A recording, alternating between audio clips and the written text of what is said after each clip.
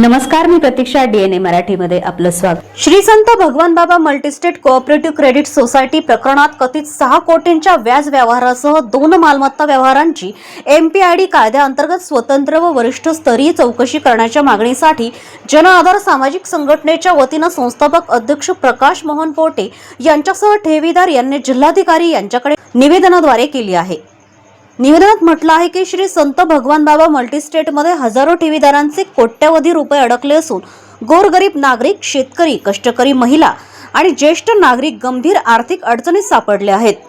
उपलब्ध कागदपत्रे आणि मूळ व्हिडिओच्या आधारे श्री संतोष प्रकाश लुनिया यांच्या आर्थिक तसेच मालमत्ता व्यवहारांची निष्पक्ष चौकशी होणे आवश्यक असल्याचा दावा करण्यात आला आहे. पोटे यांनी नमूद केलं आहे की उपलब्ध व्हिडिओ क्रमांक 0304 आणि 06 मध्ये संतोष लुनिया यांनी श्री संत भगवान बाबा मल्टीस्टेटच्या संचालकांना 6 कोटी व्याजाने दिल्याचा उल्लेख केल्याचा दावा आहे. ही रक्कम कोणाला, केव्हा आणि कोणत्या माध्यमातून देण्यात आली, तिचा आर्थिक स्रोत काय होता, व्यवहारांची बँक व आयकर नोंदीमध्ये नोंद आहे का, तसेच संबंधित काळात वैध सावकारी परवाना होता का, याची सखोल चौकशी करण्याची मागणी करण्यात आली आहे. आज आम्ही अहिल्यानगर जिल्ह्याचे जिल्हाधिकारी साहेब यांना श्री संत भगवान बाबा मल्टीस्टेट ही बँक बुडाल्यामुळे हजारो लोकांचे करोड रुपये अडचणीत आले आहेत. तर या संदर्भात आम्ही आज यापूर्वी देखील आम्ही जिल्हा पोलीस अधीक्षक साहेब यांची भेट घेतली होती आणि हे फरार जे संचालक आहेत ते वर्ष झाले किंवा 1.5 वर्ष झाले यांच्यावर FIR दाखल होऊन देखील ते अद्यापपर्यंत त्यांना अटक करण्यात आली नाही.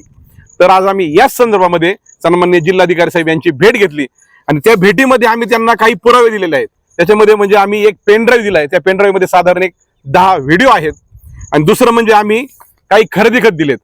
आता विशेष जर पाहिलं जर आपण तर या सर्व विषयामध्ये एक व्यक्ती येतोय, तो म्हणजे संतोष प्रकाश लुनिया. या व्यक्तीनेच मागील 1 ते 1.5 वर्षापासून या सर्व संचालकांना फरार करण्यामध्ये याचा हात आहे असं आम्हाला स्पष्ट जाणवत आहे. कारण की जे आम्ही व्हिडिओ दिले आहेत त्या व्हिडिओमध्ये तो स्पष्ट हे कबूल करतोय की ते पुण्यामध्ये आहेत.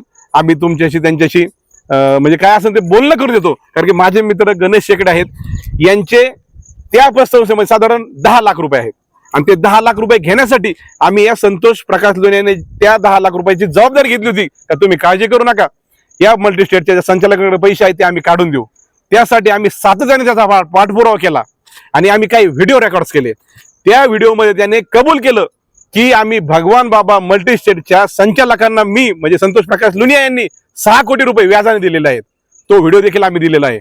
आता त्या व्याजापोटीच त्यांनी त्यांची प्रॉपर्टी खरेदी केली का?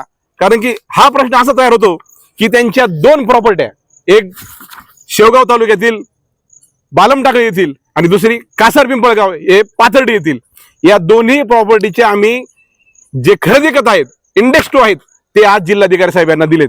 कारण की यातली एक प्रॉपर्टी संतोष प्रकाश लुनिया यांनी स्वतःच्या नावावर घेतली आणि दुसरी प्रॉपर्टी ही त्यांच्या मुलीच्या आणि त्यांच्या नावावर घेतली. त्यामुळं एमपीआयडी कायद्यापासून पळण्यासाठी ही पळवाट आहे का, यातून हा उल्लेख होतोय. कारण की ह्या प्रॉपर्ट्या कोट्यवधी रुपयाच्या प्रॉपर्ट्या जर त्यांनी व्याजा खातीर घेतल्या असतील तर आज ज्या ठेवीदारांनी यामध्ये पैसे गुंतवले त्यांचं काय. त्यामुळे या दोन्ही प्रॉपर्ट्या जप्त झाल्या पाहिजेत आणि संतोष प्रकाश लुनिया या व्यक्तीचं सातत्याने नाव समोर येतंय.